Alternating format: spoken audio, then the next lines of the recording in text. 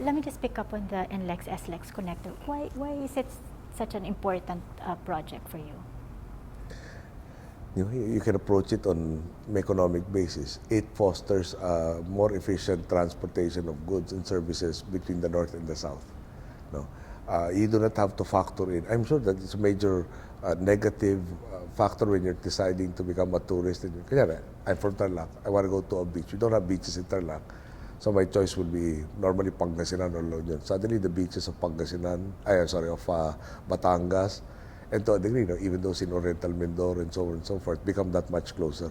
They project travel time from Clark to Calamba of 1 hour 40 minutes. No? And if you're unlucky, you get caught in traffic in EDSA. Parang Ayala to Buendia is 2 hours. No? So, but more importantly, see, there are other roads. There's a proposal for a new nautical highway from Batangas to Misamis, if I'm not mistaken. But instead of going on the periphery, it goes in the center portion. Reduces travel time from 3 days to 15 hours. So suddenly, I'm very fond of shellfish. I was in Cavite recently, and they gave us clams and they gave us mussels, and both the clams and mussels were severely undersized. I have had the same in Capiz, for instance, in certain portions of Mindanao, where the meat was overflowing the shell. Saying, the products of the Philippines in the Visayas and Mindanao can't even get to Luzon. So all of this infrastructure makes that possible. You can just chill them, if not blast freeze them, and we can have access to this. Pati in corn, pati, you name it. No? Right now, you think about it. No? You harvest bananas there, you bring it here. 3 days of travel and handling. Wonder how it will look like by the time it gets here. And again, people in the urban areas think of beaches, Baguio, etc. as the vacation spots. No? People in the provinces think naman of the malls as where they should be spending their vacation time. So all of this infrastructure, yung transportation, yung anti-flooding, yung sama sa irrigation, etc., enhance that ability to foster that environment necessary for continued economic growth. So let's just go back to NLEX-SLEX, because I remember one event where you had businessman Manny Pangilinan and representatives of San Miguel, like Ramon Ang, come over, and you had an... We had that meeting here, actually, in the next room. Those two groups basically account for a big portion of the Philippine economy. But don't forget the Ayalas, Yes. Adrutan, Torintak. Parang there's so many. In fact, one of the best conversations I had, I think it was with Adrutan. No? They bidded for the FTI property, they lost. And he reported this, sir, we bidded, we lost, but that's okay with us. No? Government got really such a good price. We have another project that we have in mind. First time, in my experience, that somebody was interested in something, bid, lost, and was still smiling and happy. So they're saying, okay, perhaps I wasn't successful here, or we have a different priority, but everything was fair, and I can expect the same treatment when it's my turn to win naman. I guess that's how I took Andrew Tan's statement when I saw him. Okay, so as far as the Philippine economy and it being in the control of a few families, you're okay with it? Few groups. But there are so many groups. Would you rather? How do we go about financing everything that we need to do? And government will be inefficient if it runs business. Yeah. So it will really have to be the business groups competing in a fair marketplace, who will provide the opportunities for our people. Fair marketplace. It doesn't matter if we just keep on hearing the names of MVP or Ramon Ang competing for the same projects, as long as it's a fair market. But they're not the only competitors, and there are also foreign players that also want to be part of it. And what would be wrong, I think, if we had crony capitalists, regardless of their efficiencies, they keep winning anything and everything.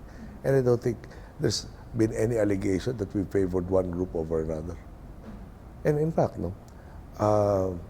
Whereas before, it would have been very difficult to get even one NLEX, SLEX connector. Now we're getting two, and government doesn't put out for that project. And they service different markets.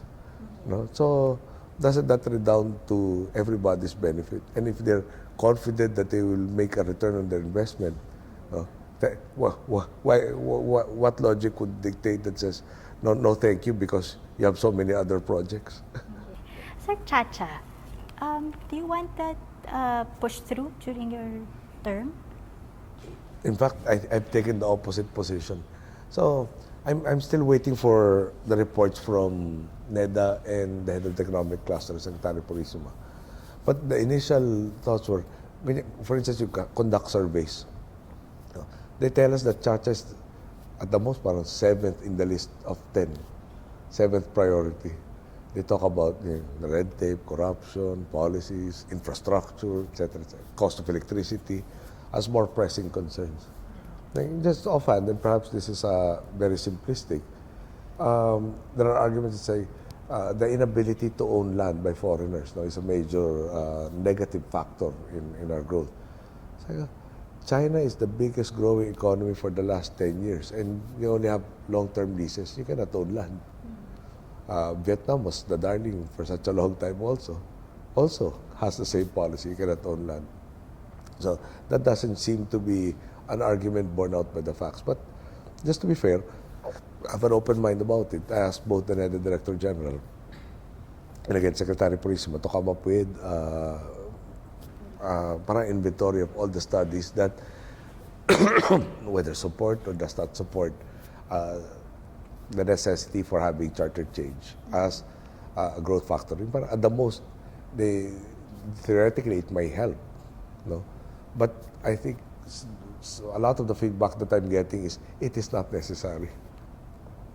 And my position primarily, until I'm shown empirical evidence to the contrary, is I don't think the risk again of opening up the Constitution is worth the theoretical possibility that it might help.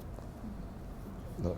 ASEAN, we will see the implementation of the ASEAN integration under your term.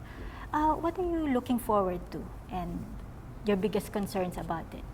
Siyempre, there will be lobby groups who will say na our protections are all going to evaporate, we're in distress, the government is not doing enough, etc. We want to be able to handle that. No? We want to be as efficient and come up with areas where we have comparative advantage, no? And really encourage the growth in those particular areas so that it is a reality. We want a bigger market to open up for our products and our services. We cannot do that if we're isolationist. But there is a reverse. There's a quid pro quo. If you want the doors open to you, you have to have your doors open also to them. And you've started with the open skies already. Pocket open skies, yeah. Yes. Yeah. And so we're just looking... And it's already reaping some benefits. So, Iloilo, I think, will have its first international flight by November 12. There's so many in my mind, but they're all trying to come up right now. But you have direct flights that no longer really have Manila as the entry point, as a focal point, as even parang part of the route that they're taking. It's really direct to all of these airports other than AIA. So we'll see by 2016 more tourists coming in, better infrastructure.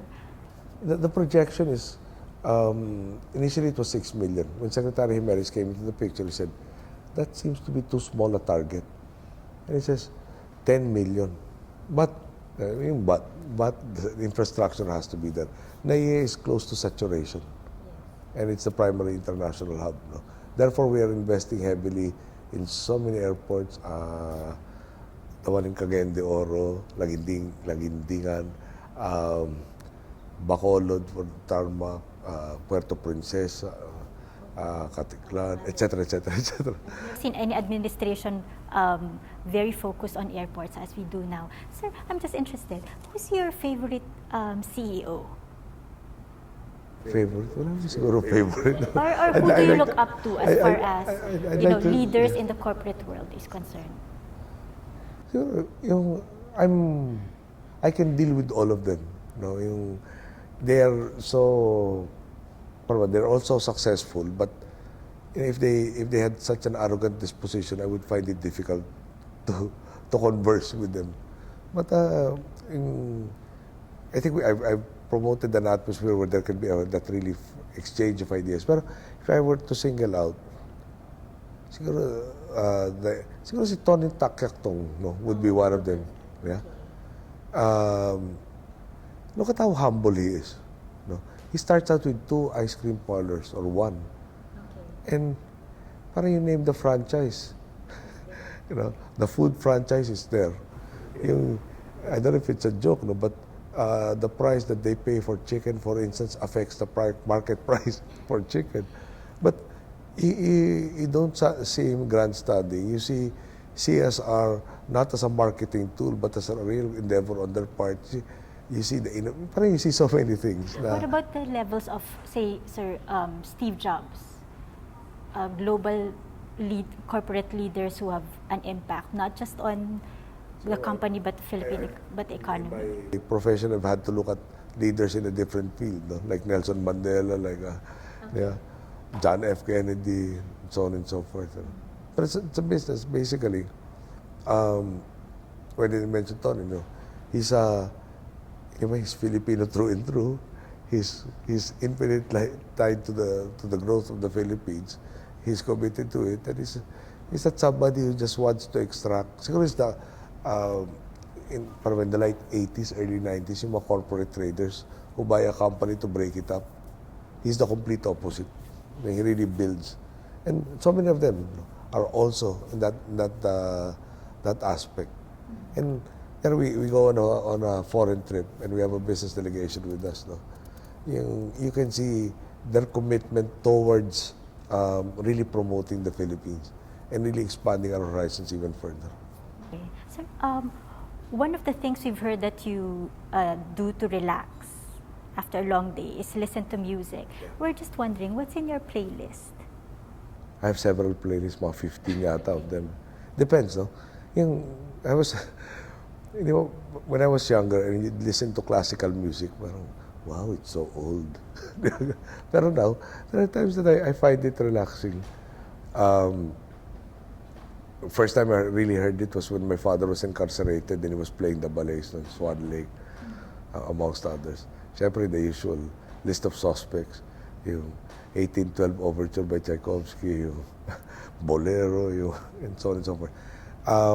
Last week was a lot of jazz, in jazz from my days. No? I went to see the David Benoit concert, so David Benoit, Ramsey Lewis, that type of genre. Sometimes it's vocalist and standards. Sometimes it's para soft rock, MYMP. Sometimes I need to burn off a lot of energy, so dance music naman.